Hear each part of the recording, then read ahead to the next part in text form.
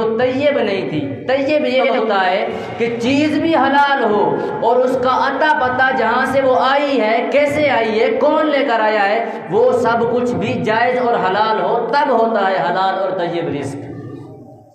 آج کی ایک زندہ مثال دیتا ہوں، شاید آپ ناراض بھی ہو جائیں۔ ہمارے یہاں نا ایک روٹین بن چکی ہے، ہم جب جاتے ہیں نا باہر سبزی لینے، بابا جی سبزی لینے جاتے ہیں باہر، یا کسی مٹھائی کی دکان پر مثال دیتا ہوں چلے جاتے ہیں، تو وہاں جا کر نا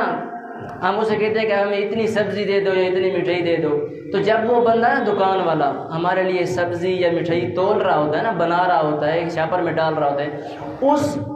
کے دوران جب وہ اپنا کام کر رہا ہوتا ہے تو ہم چیک کرنے کے لیے صرف ایک دانہ کیلا پڑا ہو یا کوئی مٹھائی کا ٹکڑا وہ اٹھا کر منہ میں ڈال لیتے ہیں۔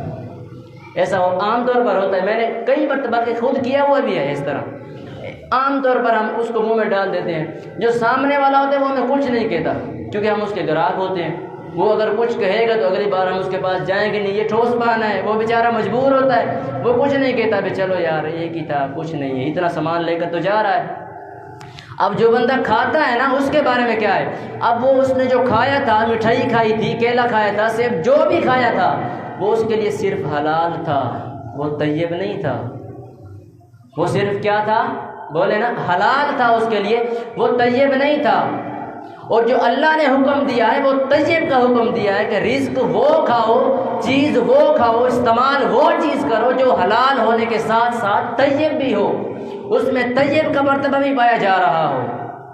اسی طرح ایک اور مثال عام طور پر ہم کرتے ہیں، مثال کے طور پر کپڑے خریدنے جاتے ہیں نا دکانوں